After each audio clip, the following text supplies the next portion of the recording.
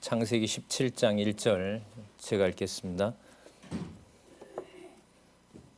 아브라함의 99세 때에 여호와께서 아브라함에게 나타나서 그에게 이르시되 나는 전능한 하나님이라. 너는 내 앞에서 행하여 완전하라. 내가 내 언약을 나와 너 사이에 세워 너로 심히 번성케 하리라 하시니 아브라함이 엎드린데 하나님이 또 그에게 일러 가라사대 내가 너와 내 언약을 세우니 너는 열국의 아비가 될지라. 이제 후로는 내 이름을 아브라함이라 하지 아니하고 아브라함이라 하리니 이는 내가 너로 열국의 아비가 되게 함이니라. 5절까지 읽었습니다. 교재는요 말씀드린 성경 강론 1권이고요 138페이지부터 오늘 읽었던 본문을 이해하는 데 도움을 좀 받도록 하겠습니다. 지금 읽었던 17장 1절에서부터 시작해서 20장까지 열국, 여러 나라죠.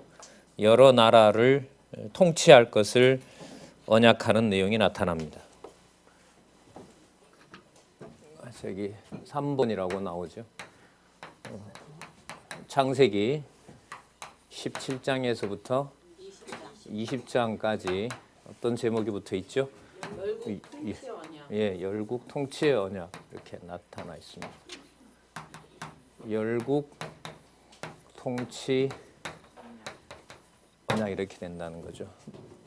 아브라함이 열국을 통치하게 될 것을 언약을 받는 내용입니다. 그러니까 아브라함에게 얘기를 하지만 여러 나라의 통치를 할 것을 언약하는 내용이죠. 잘 아시는 대로 3대 언약 가운데 바로 나라 통치 이 약속을 여기서 저희들이 확인할 수가 있고요. 지난 시간에 살펴본 내용은 먼저 창세기 15장부터입니까? 자손 언약이요? 15장 맞죠? 15장에서부터 16장까지 여기서는 저희들이 자손이었었죠. 그 자손은 여기는 열국은 통치하시겠다는 거고요. 자손은 전창 언약 이렇게 돼 있죠. 자, 이게 순서로 보면 자손을 번창하는 언약을 이루어서 열국을 통치하게 하시겠다 이 내용을 살펴봤고요. 좀 올라가면요. 창세기 12장에서부터 14장까지에는 자손 땅이었죠. 땅을 정복한다는 언약을 뭐죠? 가나안 땅 언약 이렇게 되죠. 네.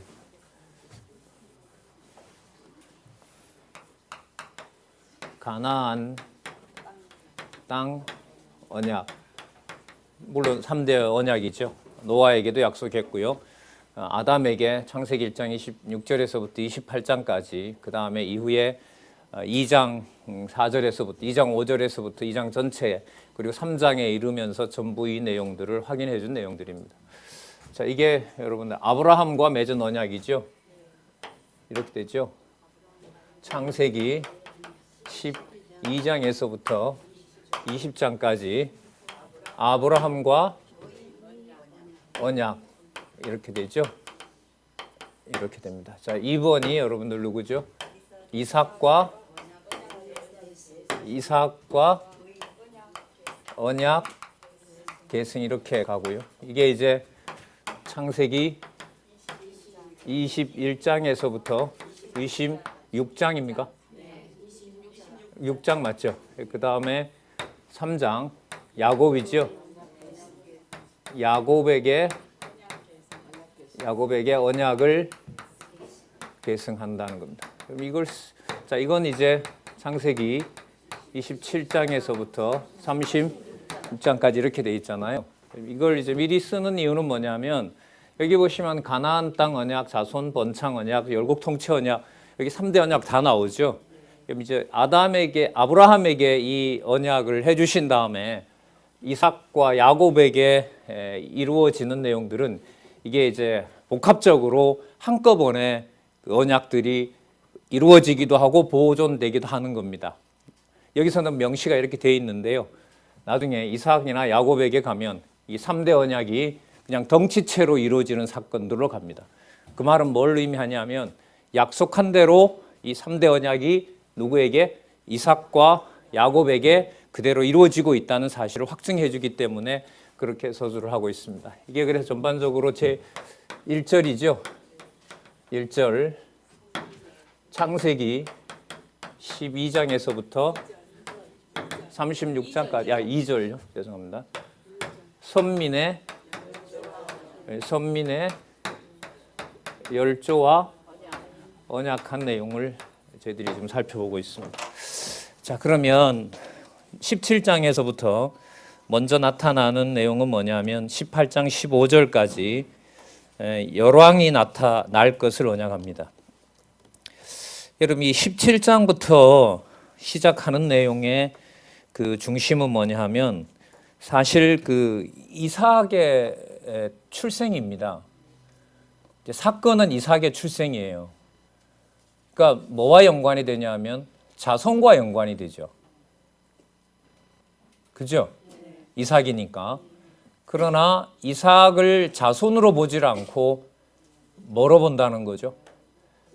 나라, 통치 언약과 연관되도록 설명을 하고 있다는 겁니다. 이게 여러분들 의미 분석 중심입니다. 내용 중심은 뭐라고 결론을 낼 수밖에 없냐면 자손 언약을 이루었다라고 낼 수밖에 없어요.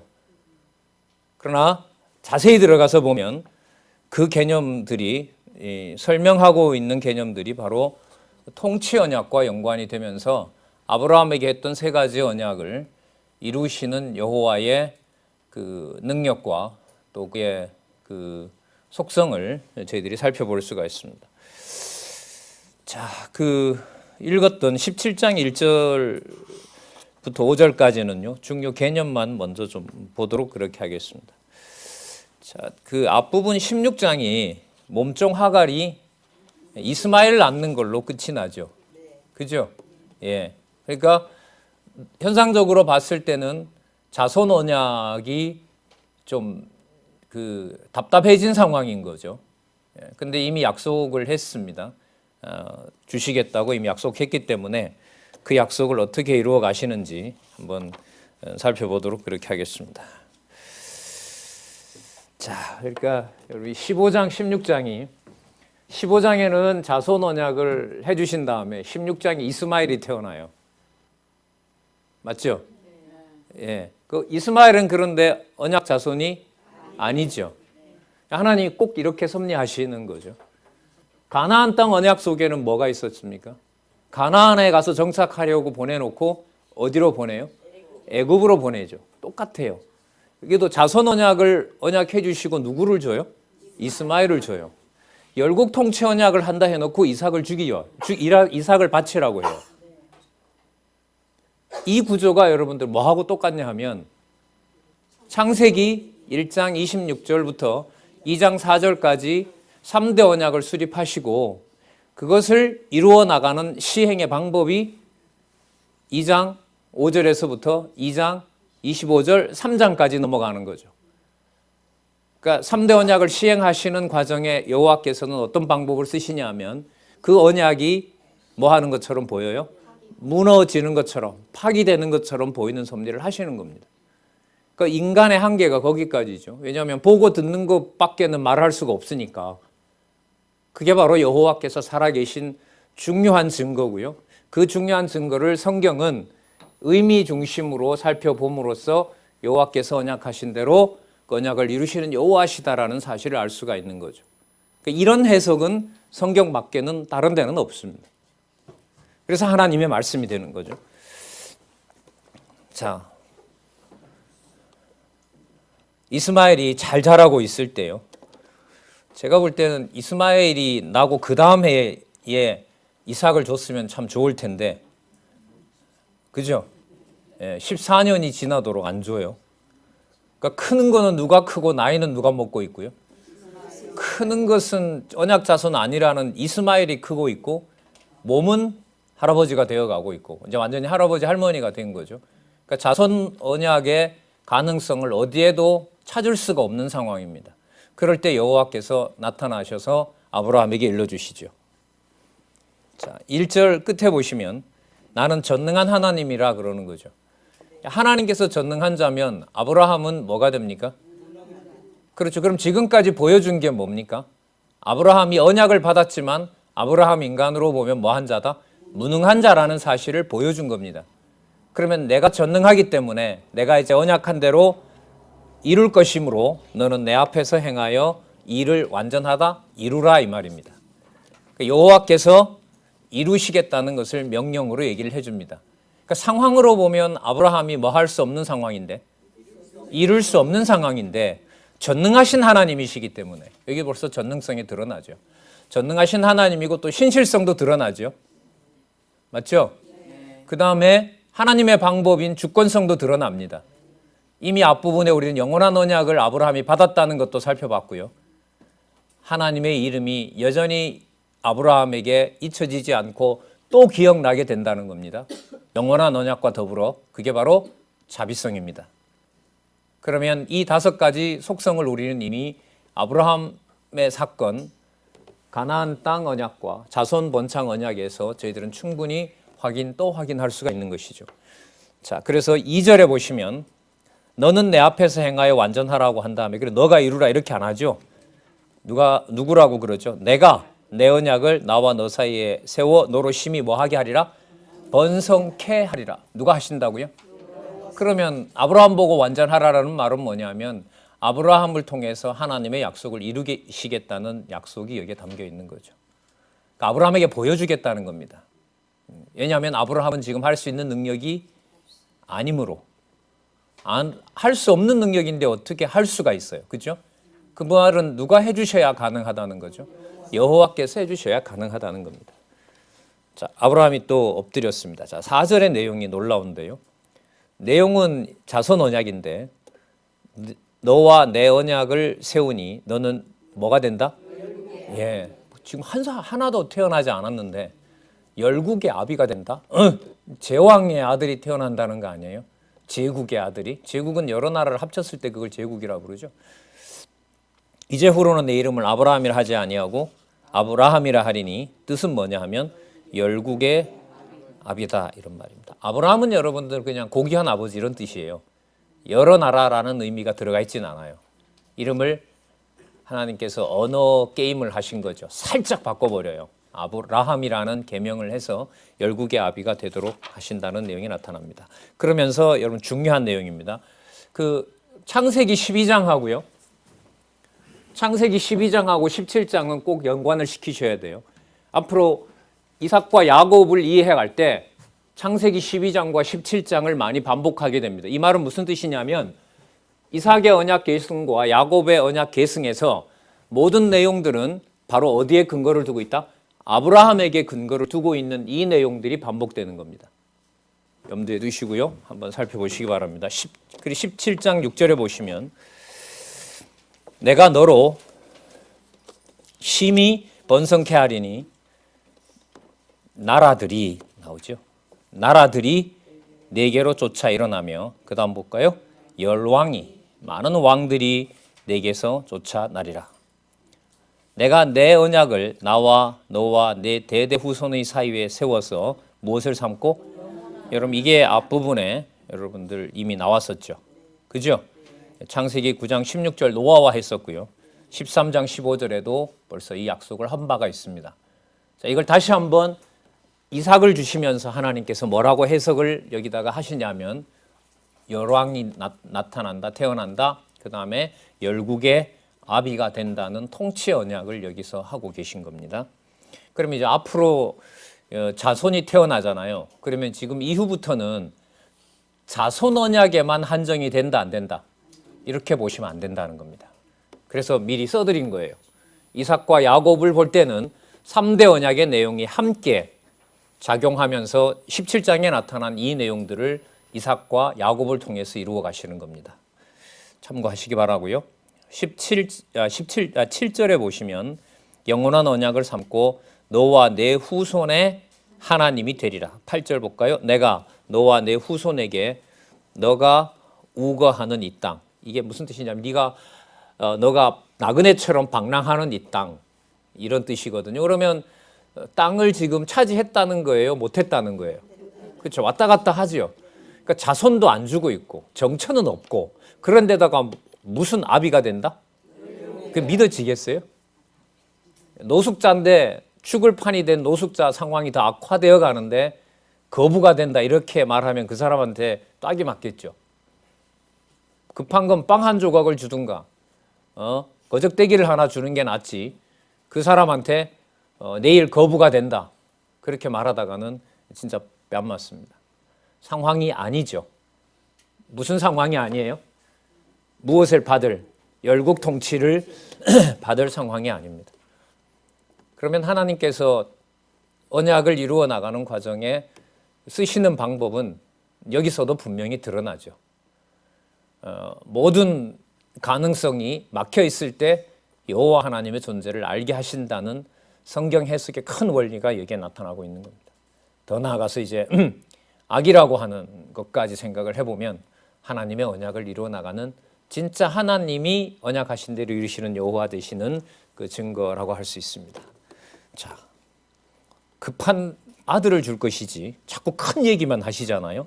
영원한 언약을 삼고 너와 내 후손의 하나님이 되리라. 내가 너와 내 후손에게 너가 우거하는 이 땅 곧 가나안 일경으로 주어. 이게 번역이 좀 부자연스러운데요. 일경이 무슨 뜻이냐면 모든 땅이에요. 가나안 모든 땅을 이게 얼핏 보면 일경이니까요. 한 부분 이렇게 말하는데 이게 아니에요. 이 번역이 그러니까 이런 부분들은 나중에 좀 고쳐져야 돼요. 가나안 모든 땅을 주겠다 이 말입니다. 그러면서 무슨 기업이 된다? 영원한 기업이 되게 하고 나는 그들의 하나님이 되리라. 이제 진짜 큰 역사가 시작되는 거죠. 대제국의 수도가 만들어지는 곳이 바로 이 가나안 땅이라는 거죠. 다른 동네 가기가 두렵고 자손은 이스마엘이 크고 있는데 영원한 언약을 세워서 나라 언약을 해주신다. 이거는 사람이 볼 때 공허한 소리입니다. 자, 어떻게 이루어 나가시는지 한번 보도록 하겠습니다. 공허해 보이는 것 속에 영원성의 논리에 의하면 뭐가 들어있어요? 영원한 언약이 그 속에 담겨 있는 거죠. 사람으로서는 짐작할 수도 없는 내용이 담겨 있습니다. 자, 그 증거가 뭐냐 하면요. 할례시키는 거예요. 아직 이삭 태어났어요? 안 태어났어요? 그럼 할례를 왜 먼저 시킬까요?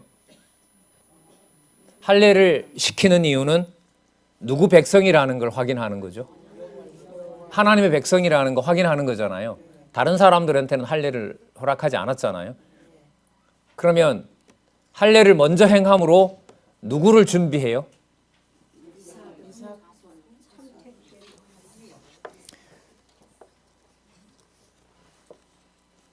이게 지금 열국 통치 언약이잖아요. 그죠? 앞부분에 이제 영원한 언약이 나왔고요. 그러니까 왕 올 준비를 하는 거예요. 그게 그 소리가 아니라요. 여러분들 입에서 이삭이라고 나왔기 때문에 자손에 맞췄기 때문에 제가 호응을 안 한 겁니다. 통치 언약을 이루시기 위해서 지금 준비하고 있는 거예요. 자손을 먼저 낳게 하고 그 자손을 지배할 왕의 표징으로 누가 태어나게 한다? 이삭을 태어나게 한다는 거예요. 이렇게 보면 창세기 앞부분을 잘 몰라요. 내용은 따로 놀고 따로 가고 있고 이 의미 분석은 따로 가고 있어요. 그래서 뭐라 물으면 금방 막혀요. 그리고 다 안다 그래요. 앞부분은. 좀 심각해요. 그래서 1권이 다시 나오면 이제 이런저런 부분들이 아닌 18권까지 결론을 보고서 아마 이 페이지에 딱 맞게끔 아마 이게 더 철저하게 나오지 않겠나 전 이런 기대를 가지고 있습니다. 자, 17장 9절에서부터 14절 여호와께서 무엇의 표징으로? 언약의 표징으로. 무슨 언약이요? 열국 통치 언약이요. 자손 언약이 아니잖아요. 그죠? 예. 그 증거로 할례를 받게 하시는 겁니다. 자, 그리고 너도 지키고 내 후손도 지키는데 10절에 보면 너희 중 남자는 다 할례를 받으라. 너와 내 후손 사이에 지킬 내 언약이니라. 베리트라는 유명한 거죠. 내 언약이니라. 양피를 다 베라 그러고요. 언약의 표징이라고 또 얘기를 합니다. 12절에 보면 대대로 남자는 집에서 난 자나 혹은 너희 자손이 아니요 이방 사람에게서 돈으로 산 자를 물원하고 난 지 8일 만에 할례를 당하라. 그럼 이방 백성도 여기에서 할례 받는다는 말이 왜 나올까요? 열국의 압이라고 했잖아요. 그죠? 열국이니까 어느 집안만 해당되는 게 아니죠. 유다가 왜 나와요 여기에?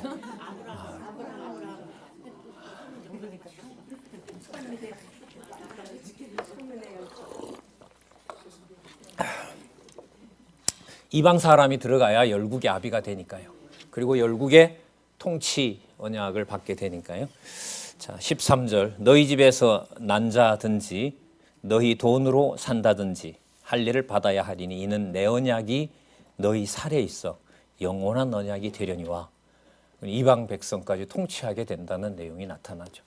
이거는 이제 아브라함으로부터 한 1000년 지나가야 돼요. 다윗이 나타나야 되고 솔로몬이 나타나야 되고 더 지나서는 이 나라가 다 망해야 되고요. 에스더까지 가야 비로소 이방 백성 120도에 있는 자들도 유대인으로 인하여 여호와의 이름을 알게 되는 거기 때문에.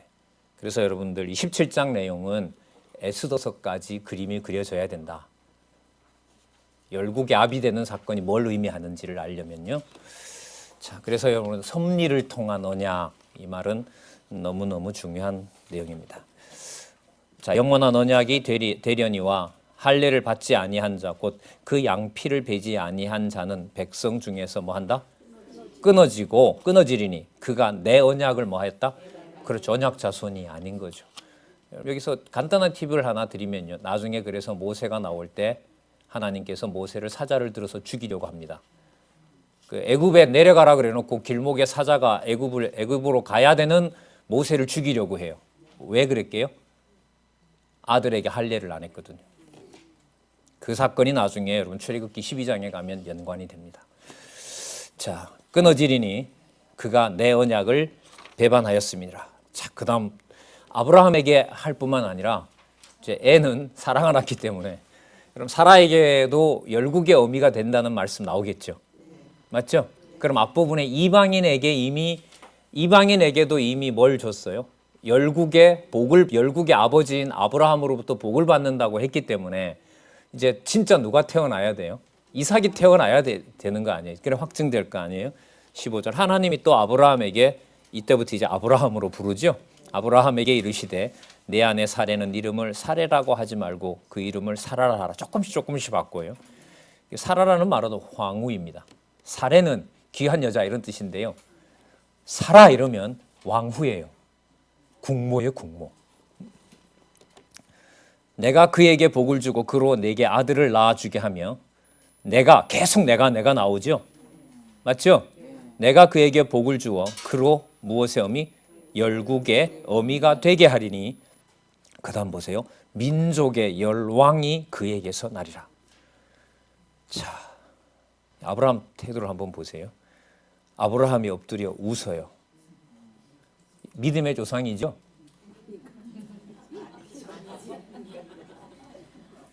우린 적어도 하나님이 나타나서 직접 말하면 우습지는 않을 것 같아요. 모르죠. 대들지도 모르죠. 엎드려 웃으며 심중에 이른데 100세 된 사람이 어찌 자식을 낳을까? 사라는 90세니 어찌 생산하리요?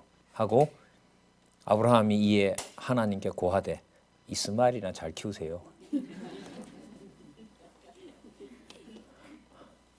이 말은 이 큰 언약을 아브라함이 믿을 수가 없습니다. 그럼 언약은 누가 이루어 가실까요? 예, 공부하는 우리는 언약을 당연히 우리는 이룬다고 이해를 하죠. 그러나 아브라함은 아니에요. 그죠? 아니에요. 얘기를 잘 들으셔야 돼요. 자, 여호와께서 이삭과 언약을 세우시겠다고 말씀하십니다. 19절 하나님이 가라사대 아니라 웃지 마 이런 말이죠. 내 아내 사라가 정녕 내게 아들을 낳으리니 이름까지 알려줘요. 이삭이라 해라. 웃었다고요? 비웃었는데 진짜 웃게 하시겠다는 말이에요.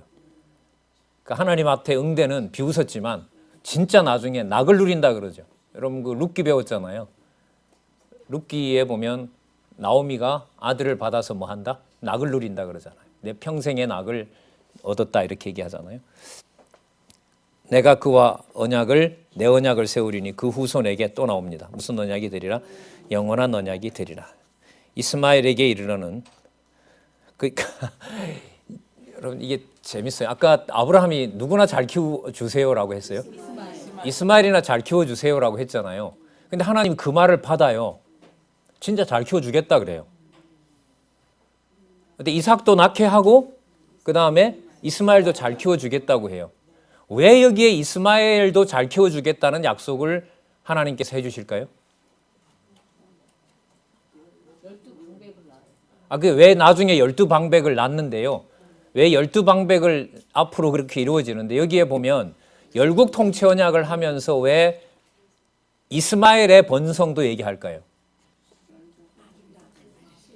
그건 맞아요. 그건 결과적으로 맞는데 이건 12장으로 가야 돼요. 아브라함이 뭐에 근원된다 그랬습니까? 복의 근원이 된다는 것 때문에 해요. 그러니까 복은 받지만 택한 백성이 되느냐 하는 것은 다른 문제예요. 그러니까 이 문제를 신학적으로 저희들이 정립할 필요가 있어요. 다 보고 다 함께 있더라도 하나님의 백성 삼고 삼지 않고는 전적으로 하나님의 주권에 달려 있는 겁니다. 자, 계속 볼까요? 이스마엘에게 이르러는 내가 네 말을 들었나니. 보세요. 이게 비웃었잖아요. 아이고 아브라함이 그랬잖아요. 이스마엘이나 잘 키워주세요. 너 말대로인데 이스마엘 잘 키워줄 거다. 그러니까 비웃은 아브라함이지만 아브라함이 비웃건 비웃지 않건 상관없이 아브라함은 뭐의 근원이 된다 그랬어요? 복의 근원이 된다 했거든요. 지금도 번성하고 있잖아요. 개종한 인구 글쎄요 5천만 아랍 인구 중에 현재 보고되는 얘기들입니다. 예루살렘만 꽁꽁 묶여 있고요. 하나님의 해나가는 일이 요즘 시리아 아시죠? 시리아 옆에 레바논이거든요. 시리아에서 다 죽이니까 레바논으로 도망을 왔죠. 거기 지금 한 30만, 150만 명 와 있다 그래요. 한국 선교사들이 가 있죠. 가서 아랍어 전공자들이 복음을 소개하고 15만에서 30만 정도 레바논 포로 수용소에 와서 난민 지역에 와서 복음을 듣는 일이 있다고 얼마 전 얘기 들었습니다. 자, 이스마엘에게 이르러는 내가 네 말을 들었나니 내가 그에게 복을 주어 생육이 중다하여 그로 크게 번성할지라. 그가 12방백을 낳으리니 내가 그로 뭐가 되게 한다? 큰 나라가 되게 하려니와. 그 다음도 보세요. 21절 보세요. 내 언약은 내가 명년 이 기한에 사라가 내게 낳을 이스마엘에게 세운다? 이삭과 세우리라. 여기 명시되어 있죠. 하나님이 아브라함과 말씀을 마치고 그를 떠나 올라가셨더라. 하나님께서 확인해 주고요. 이제 하나님께서는 그 자리에 계시지 않습니다. 자, 이걸 하나님께서 어떻게 이루어 나가시는지 한번 볼까요? 자, 여호와의 명대로 아브라함과 모든 남자가 이제 할례를 받게 됩니다. 24절에 보면요. 아브라함이 그 양피를 벤 때에 99세였고 그 아들 이스마엘이 그 양피를 벤 때는 13세였더라. 13살 차이가 나죠. 한 7살 될 때 20살이니까 괴롭힐 만한 거죠. 사는 나중에 내보내잖아요. 그 아들 이스마엘이 26절 당일에 아브라함과 그 아들 이스마엘이 할례를 받았고 이스마엘도 할례를 받고요. 그 집의 모든 남자 곧 집에서 생장한 자와 돈으로 이방 사람에게서 사온 자가 다 그와 함께 할례를 받았더라. 이방의 열방에 대한 언약을 여기서 이루어 주신다는 내용을 알 수가 있습니다. 이제 이게 앞으로 전개될 모형적인 언약, 이스라엘 국가와 연관된 하나님의 언약이 어떤 방향으로 이루어 주실 것인지에 대한 큰 그림을 아브라함에게 선민의 열조와 언약 이렇게 되는 거죠. 뭘 언약하세요? 메시아를 언약하는 거죠. 메시아를 언약하는 내용임을 우리가 또 한번 확인하고 있습니다. 자, 그 다음에 아브라함이 그 세 명의 나중에는요 결국 세 명인데 한 분은 여호와고요, 두 분은 천사고 이렇게끔 이제 드러납니다. 여러분 이제 이 내용이 어디로 가고 있냐 하면요. 소돔성을 멸망시키는 걸로 가거든요. 자, 한번 볼게요. 자, 아브라함은 열국의 아비가 된다고 했고요. 사라에게도 명년 이맘때에 1년 후에 자녀가 낳는다고 했고요. 그가 바로 열국의 어미가 된다고 얘기를 했고요. 많은 자들의 통치자가 된다는 약속까지 이미 다 해준 상태입니다. 18장 1절에 여호와께서 만물의 상수리 숲풀 근처에서 아브라함에게 나타나시니 17장 1절하고 똑같아요. 17장 1절에도 보시면 여호와께서 나타나시니 그래 나오죠. 아브라함의 99세 때에 여호와께서 아브라함에게 나타나시니 여러분 이게 계시입니다. 이게 현현이라 그래요. 신학적으로 보면 이 모든 것들이 나중에 육신의 몸을 입고 오실 메시아에 대한 예표로서의 모형과 그림자다 이렇게 봐도 틀림이 없죠.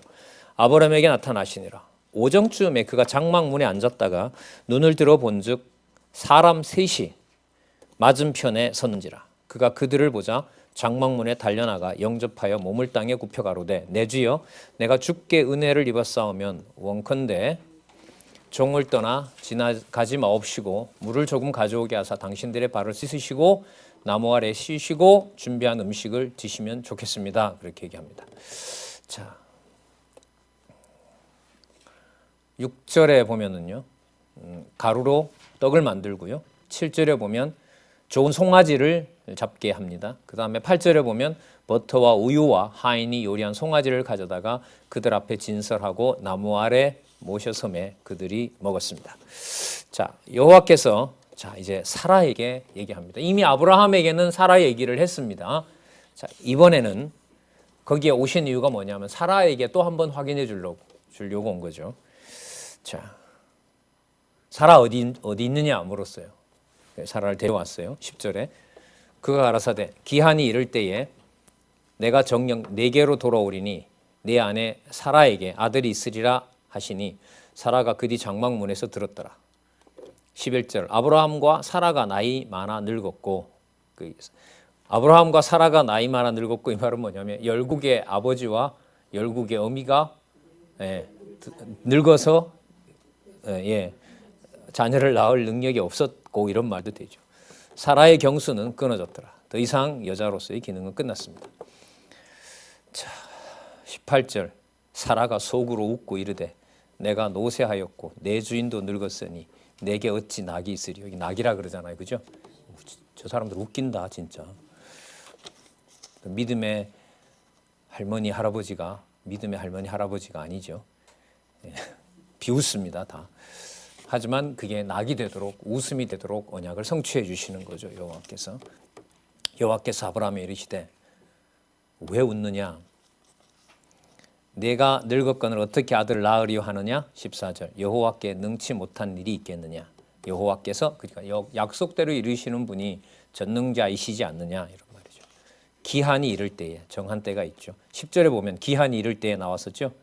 14절에 다시 한번 기한이 이를 때에 내가 네게로 돌아오리니 사라에게 아들이 있으리라. 15절 사라가 두려워서 인정치 아니하여 가로되 두려움이 인정해야 되는데요. 책망하니까 두렵긴 두려운데 믿어지진 않아요. 하나님께 두려워하면 믿음은 자동적으로 생긴다고 생각하는데요. 여기도 보면 여기는 그렇진 않습니다. 책망은 책망이고요. 믿음은 믿음입니다. 내가 웃지 아니하였나이다. 거짓말까지 합니다. 가라사대 아니라 내가 웃었느니라. 영원한 언약을 하나님께서 해주셨는데요. 대대에 또 창세전 여호와의 존재와 관련된 그러니까 선민의 열조라는 건 뭐냐면요. 창세전에 이렇게 택한 민족은 이 민족밖에 없다는 거예요. 그 비밀을 지금 아브라함에게 알려주고 있거든요. 근데 거기에 이제 사람의 생각이 미치지 못한 상태에서 그러한 언약을 비웃는 꼴이 되는 거죠. 이 과정에서 이제 하나님께서는 당신의 약속을 이루어 가시는 겁니다.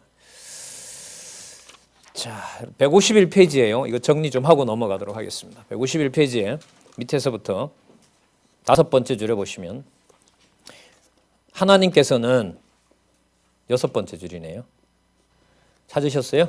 하나님께서는 아브라함이나 사라처럼 믿지 아니하는 자들을 불러서 믿게 하시고 그 믿음을 의로 정하셔서 구원하시는 것이다. 그러니까 인간의 공로란 아무것도 없다. 완전한 은혜일 뿐이다. 믿는 것도 내 것이 아니고 그 믿음을 얻은 바 의도 내 것이 아니고 모두가 하나님께로부터 은혜로 주어진 것이다. 이것이 성경이 말하는 복음이다. 이렇게 나타납니다. 자, 그럼 그 다음에 152페이지에 가시면 이제 18장 16절에서부터 19장까지 소돔성에 대한 심판이 나타납니다. 그죠? 자, 앞부분에 17장 1절에서부터 18장 15절에 나온 내용은 뭐냐면 열왕이 날 것을 언약하신 거죠. 그죠? 예. 열왕이 날 것을 언약하신 거예요. 그러니까 이제 먼저 위에다 좀 써볼게요. 창세기 17장에서부터 8장 15절까지 자, 뭐라고요? 예. 열왕이 날 것을 언약하셨어요. 왕이 난다는 걸 언약하신 거죠. 그 다음 여러분 두 번째 보면 이게 창세기 18장 16절에서부터 19장까지 소돔 마찬가지 질문을 또 던질 수밖에 없습니다. 여기 왜 소돔성에 대한 심판이 이 내용 다음에 나올까요? 그리고 제목은 왜 열국 통치 언약일까요? 이 설명을 해 들어가야 된다는 거죠. 이 소돔성에 대한 비판 내용을 모르면 이 내용을 여러분들 논리적으로 설명을 해갈 수가 있겠어요, 없겠어요? 없어요. 이게 나온다. 그래서 뭐가 어쨌다는 거냐 이러면 설명이 안 되는 거죠. 소돔성에 대한 심판이 나오는 것이 열왕과 열국 통치와 관계가 있어야 될까요? 없어야 될까요? 당연히 있어야겠죠. 다 알고 계시고요.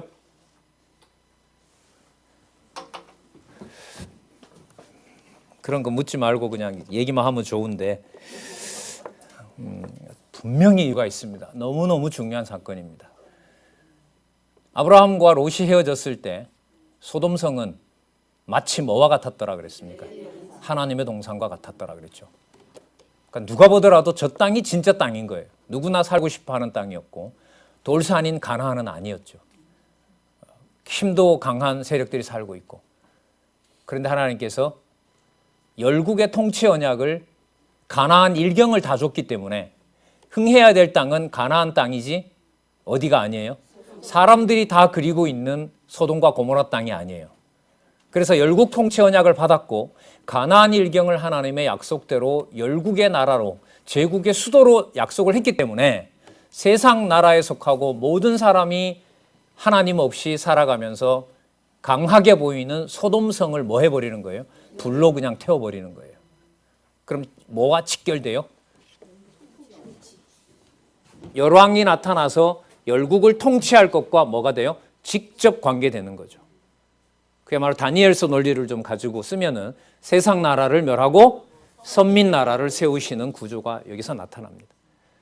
자, 그리고 롯은 아브라함의 혈통이기 때문에 아브라함의 복을 받아야 될 자이기 때문에 그 사이에서 롯을 건져냅니다.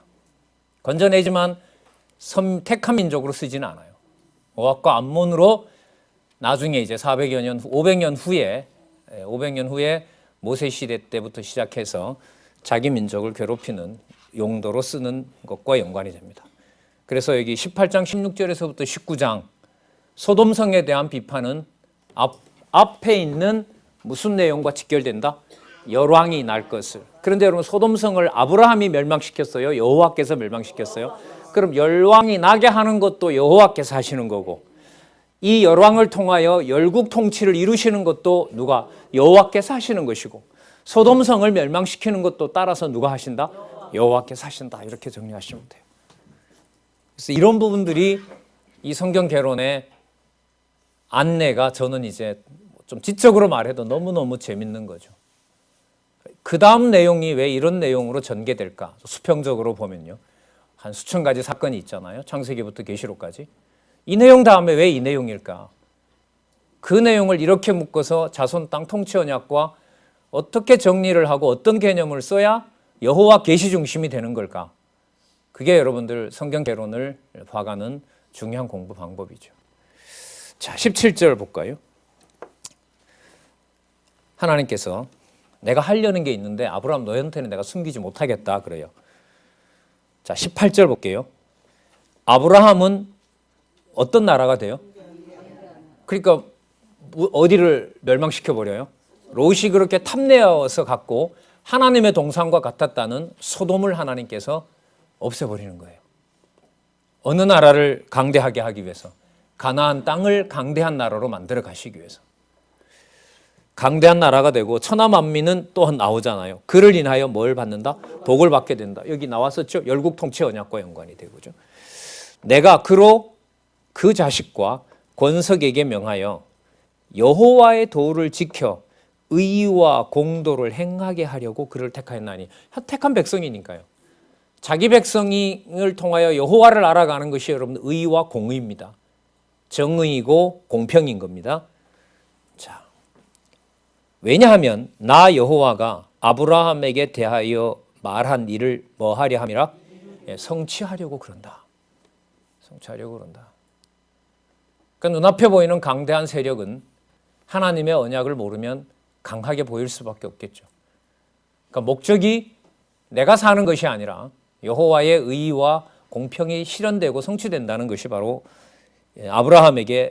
아브라함을 믿음의 자손으로 키워나가는 과정이라고 할 수 있죠. 자, 그래서 여호와께서 그래서 20절 이렇게 연결돼요.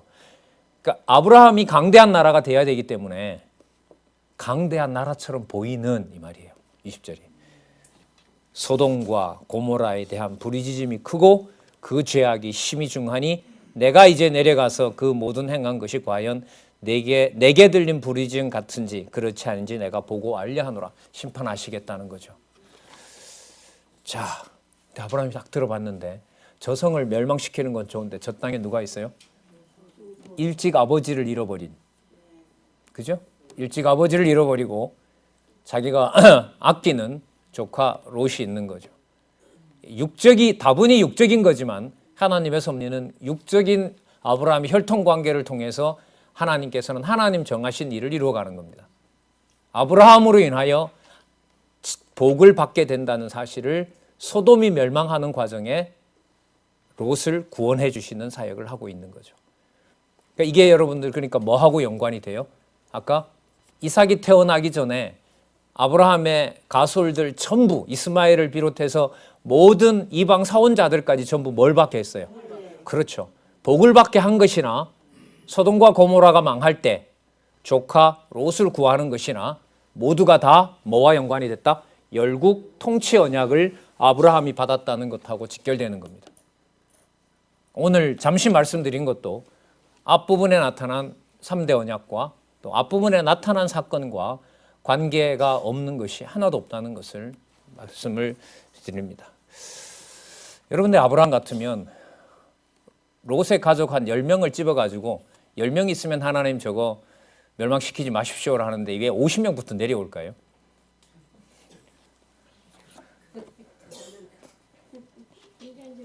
인간적인 생각 좀 하죠, 뭐 그러면. 자, 50에서부터 10까지 내려왔죠. 그 다음 나중에 염치가 없었는지 아브라함이 더 이상 말을 하지 않습니다. 근데 여러분 뭐냐 하면요. 10명이 없어서 소돔과 고모라가 망한다 하더라도요. 아브라함이 복의 근원이기 때문에 아브라함과 연관된 자는 하나님께서 반드시 보호하십니다. 그게 10명이 아니어서 다 망한다 하더라도 누구는 살려내요? 롯은 살려내는 거죠. 그러니까 하나님께서 아브라함이 포기한 거 아니에요. 50명서부터 물어와서 10명까지 와서 저 성을 뭐 할 방법이 없겠구나. 구할 방법이 없겠구나. 아브라함이 이렇게 결론을 내린 거예요. 그럼 누구도 죽을 수밖에 없어요? 그렇죠. 롯도 죽을 수밖에 없죠. 아브라함 생각은 거기까지예요. 50, 그래 50 좋다. 40, 그래 좋다.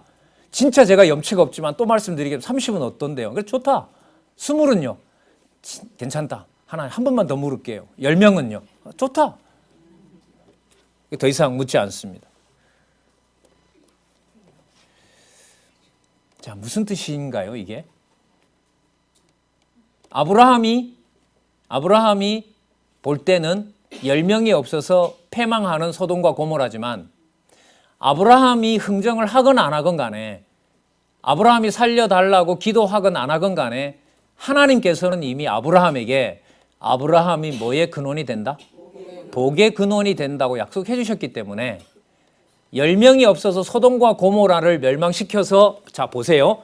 소돔과 고모라를 멸망시켜서 무슨 언약을 확증하지만 열국 통치 언약을 확증해 주시지만 아브라함이 복의 근원이 되기 때문에 아브라함과 연관된 롯은 거기서 뽑아내는 거죠. 그러니까 양쪽 약속을 다 이루신 거죠. 뭐도 이루시고요.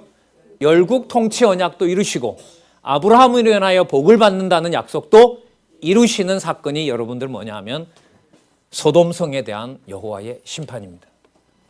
그럼 큰 맥락에서 보면 무슨 언약이 맞아요? 열국 통치 언약이 보호된다는 것을 확인해 주는 거죠. 그래서 지금 50에서 이렇게 물어오는 것은요.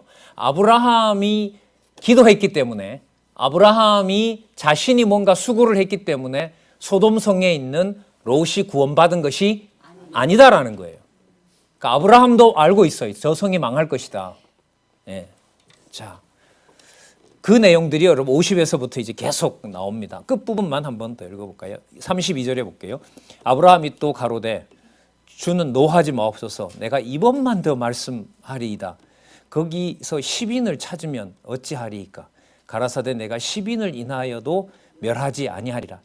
여러분 또 무슨 뜻이냐면 여호와께서는 이미 이 성 망하기로 작정한 거예요. 아브라함이 말린다고 되겠어요? 아브라함의 생각은 소돔성이 살아야 누가 산다? 롯이 산다 하겠죠. 그런데 하나님의 생각은 그게 아닌 거예요. 소돔이 멸망해도 누구는 산다? 롯이 산다. 이게 하나님의 방법이에요. 우리는 이게 살아야 나도 산다는 건데 아니죠. 그게 망해도 하나님의 백성은 산다 이렇게 되는 거죠. 하나님 성경 공부 열심히 하는 나를 죽이고 나를 망하게 하고 어떻게 하나님 일을 이룹니까? 이게 우리 기도 아니에요. 공부 열심히 하게 한 나는 흥하게 해주셔야 되는 거잖아요. 안 그래요? 그렇게 하고 무엇도 이루시고 하나님의 약속도 이루시고 하나님의 교회도 양육시키면 좋은 거. 이게 악한 기도입니까? 하나님 언약 백성인 저도 흥하게 하시고 하나님의 교회도 양육시켜 주십시오. 이게 여러분 아브라함의 태도이고 진짜 이게 자기중심적인 기도죠. 근데 하나님은 그렇게 하지 않고요. 망하게 하시고 망한 것이 아니라 내가 조건 없이 맺었던 언약을 내가 내 언약대로 이루어 가신다는 것이 하나님의 신실성입니다. 그래서 여러분들 우리 작년 대학반 본과에서 시편 공부했었잖아요. 왜 그렇게 성취 기원이 많으냐? 3편에서부터 89편까지 한 60% 이상이 꼭 좀 약속 이루어달라는 거 아니에요? 왜냐하면 약속이 다 끝장이 나버렸으니까 성전까지 다 불에 탔는데 우리 기준은 바로 거기까지밖에 도달을 할 수 없습니다. 거기서 끝나면 그것도 끝나는 거로 알고 있는데 하나님은 반대로 이것이 인간적으로 세워놓은 것이 망해야 누구의 약속이 여호와의 약속이 여호와의 존재만 드러난다는 거죠. 이걸 사람이 어떻게 기획하고요. 이걸 사람이 어떻게 궁리를 하겠어요. 그걸 궁리한다? 진짜 어리석은 거죠. 그런데 진짜 궁리 또 하죠. 왜냐하면 성경이 19장에서 끝난 게 아니고 계시록까지 가니까 계속해서 하나님은 당신의 약속하신 바를 당신의 능력으로 이루어 가시는 겁니다. 33절 여호와께서 아브라함과 말씀을 마치고 아브라함 더 물을까 봐 즉시 가세요.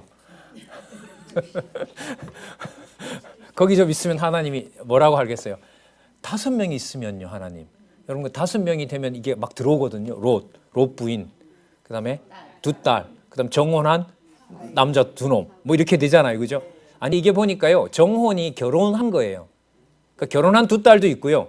그 천사들이 갔을 때 아직 정혼하지 않은 딸, 결혼하지 않은 딸 2딸도 있는 거예요. 그럼 얘를 꼽으면 한 10명 들어올락 말락 하거든요. 좀 무서운 얘기지만. 그러니까 하나님 즉시 가는 거예요. 왜냐하면 더 타협을 하면 어디를 멸망시키지 못해요. 웃기는 얘기입니다. 교회 학교용입니다.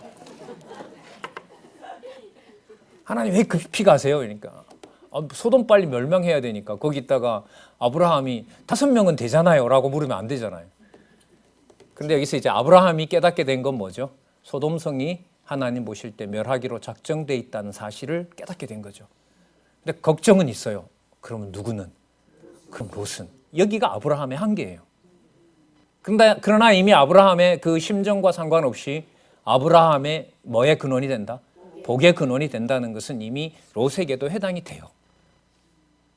그러니까 아브라함은 포기하게 하고 여호와의 언약은 유지되는 것이 여러분 18장 22절에서부터 33절에 아브라함을 통하여 정한 대로 소돔은 망한다.